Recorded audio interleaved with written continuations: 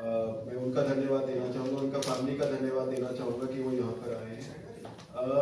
हर साल 4 फरवरी को WHO world cancer day मनाता है और कोई भी दिन हम सिर्फ इसीलिए मनाते हैं ताकि हम उसकी अहमियत को और बढ़ा सकें।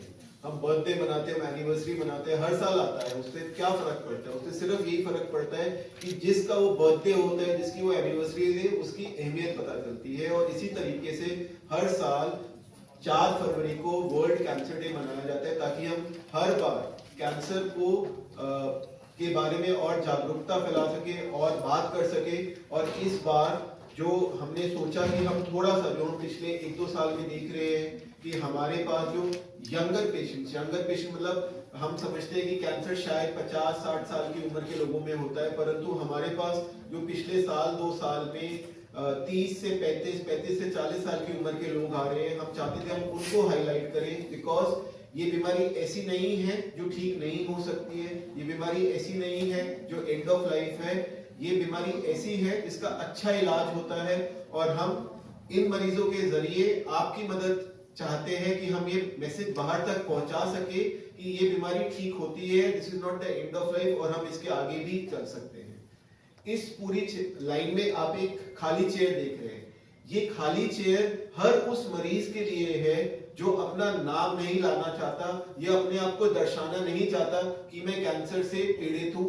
और ये उसी डर का निशानी है कि हम कैंसर का डरते हैं, कैंसर के बारे में बात नहीं करना चाहते, और हम चाहते हैं कि आपकी मदद से हम इस डर को हटा सकें।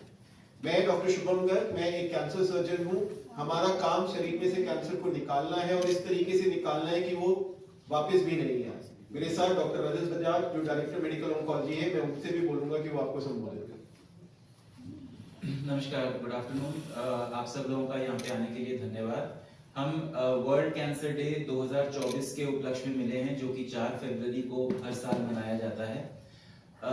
इस साल हम कैंसर के वर्ल्ड कैंसर डे के उपलक्ष्य में हमेशा कुछ एक प्रोग्राम करते हैं। इस साल भी हम ये चीज करना चाह रहे थे। हमने देखा कि क्या ऐसा चीज करें जिसके अंदर हम समाज में और जागरूकता फैला सकें इस बीमारी के संबंध में। तो जब हमने डिस्कस किया तो हमें पता लगा कि पिछले 3 से 4 साल में हमने देखा है कि यंग पेशेंट्स, जो कि डॉक्टर शुभम ने भी बिल्कुल सही बोला कि 60 से 65 साल की उम्र में अगर कैंसर हो रहा है तो ये एक अमूमन एज है जिसके अंदर ये बीमारी हो सकती है। लेकिन अगर 40 साल से कम में ये बीमारी हो रही है तो उसके कुछ अलग कारण होते हैं। कई बार वो कारण नहीं भी सामने आते, लेकिन परेशानी ये है कि 40 से कम की उम्र में ये बीमारी काफी एग्रेसिव रूप में आ सकती है। तो अगर टाइम से पता लग जाए और ये जागरूकता हो कि ये बीमारी इस उम्र के लोगों में भी मिल सकती है, तो जागरूकता ही बचाव है। अगर आप ब्रेस्ट में कोई गांठ है और उसको समझे ही नहीं कि मेरी उम्र सिर्फ 30-35 साल है, क्या मुझे भी ये बीमारी हो सकती है, ये तो सिर्फ एक 60-65 की महिला में होती है, तो आप कभी भी डॉक्टर के पास या सही डॉक्टर के पास नहीं पहुंचेंगे और जब तक पता लगेगा तो शायद लेट हो चुका हो।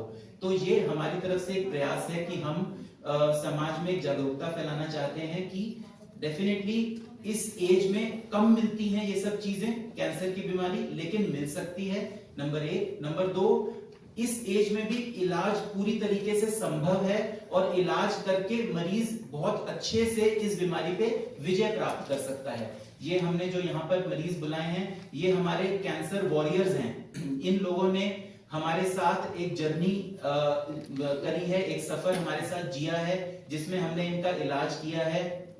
पेशेंट्स का डॉक्टर शुभम ने सर्जरी करी है, मैंने कीमोथेरेपी किया है, कुछ पेशेंट्स का रेडिएशन हुआ है, और जिसके बाद इन्होंने अपने बीमारी के ऊपर विजय प्राप्त करी है। ये विजय 2 प्रकार की रही है। आपको ये लोग भी तो बहुत लोग प्राप्त कर लेते हैं, बट मानसिक विजय बहुत जरूरी है। पूरी ट्रीटमेंट के दौरान इन लोगों को दिक्कतें जरूर आई हैं, इसमें कोई दो राय नहीं है कि हर किसी का सफर हमेशा एक बहुत स्मूथ सफर नहीं होता, लेकिन वो सब करने के बावजूद जब आगे वो देखते हैं कि उनकी बीमारी अब ठीक है और हम लोग बताते हैं कि अब वो कैंसर फ्री हैं, तो इससे ज्यादा जरूरी कोई चीज नहीं है और इससे ज्यादा खुशी देने वाली कोई चीज नहीं है। हम समाज में ये बताना चाहते हैं कि अगर ये बीमारी आपको हो जाती है या आपके परिजनों में किसी को पता लगता है, तो घर बैठ के सिर्फ इसके बारे में सोचते रहना इलाज नहीं है, आपको सामने आना चाहिए और इस बीमारी के बारे में बात करनी चाहिए, जागरूकता होनी चाहिए, इलाज के बारे में समझना चाहिए, इलाज करके इस बीमारी के बारे में बीमारी के ऊपर विजय प्राप्त की जा सकती है। यंग पेशेंट्स में एग्रेसिव डिजीज होने के बावजूद भी चीजें काफी अच्छी होने का दम रखती हैं। और जैसा कि बहुत इंपॉर्टेंट पॉइंट डॉक्टर शुभम ने कहा कि सोशल टैबू, एक टाइम पे एक बीमारी होती थी ट्यूबरक्लोसिस या टीबी, जो एक सोशल स्टिग्मा होता था, लोग इसके बारे में बात नहीं करना चाहते थे। फिर एक बीमारी है HIV, जिसके बारे में लोग बात नहीं करना चाहते थे। आज के पिछले 15-20 साल की बीमारी है कैंसर, जिसके बारे में लोग बात नहीं करना चाहते। तो हर किसी का एक पर्सनल रीजन हो सकता है, लेकिन हम कैंसर विशेषज्ञ होने के नाते इस बीमारी के बारे में ज्यादा से ज्यादा बात करना चाहते हैं, क्योंकि अगर हम बात करेंगे तो समाज में इसके बारे में जागरूकता फैलेगी। यूएस के अंदर बहुत लोग हमसे पूछते हैं कि ऐसा क्यों होता है कि सेलिब्रिटीज बाहर जाके ठीक हो जाते हैं। उसका रीजन ये है कि यूएस के अंदर ये बीमारी जल्दी पकड़ी जाती है, क्योंकि वहां पे जागरूकता है, और वहां पे अगर जागरूकता है, जल्दी पकड़ी जाएगी, तो अगर स्टेज 1 में या 2 में पकड़ी जाएगी तो इलाज पूरी तरह संभव है। हमारे देश में भी पूरी तरीके से सारी फैसिलिटीज अवेलेबल हैं, चाहे वो सर्जरी की रोबोटिक सर्जरीज हो, हमारे हॉस्पिटल में वो सर्जरीज अवेलेबल हैं। और अगर हम बात करें मेडिकल में, तो कीमोथेरेपी, इम्यूनोथेरेपी, टारगेटेड थेरेपी, ये सारी फैसिलिटीज जो अमेरिका में हैं वो हमारे पास अवेलेबल हैं, और उन्हीं का ही इस्तेमाल करके हम अपने मरीजों को एक बेहतर इलाज दे पाते हैं और इस बीमारी पे विजय प्राप्त कर पाते हैं। तो यही जागरूकता हम आपको फैलाना चाहते हैं आपके द्वारा और समाज में, और इस वर्ल्ड कैंसर डे के कार्यक्रम का यही एक मेन टारगेट या एम है। धन्यवाद।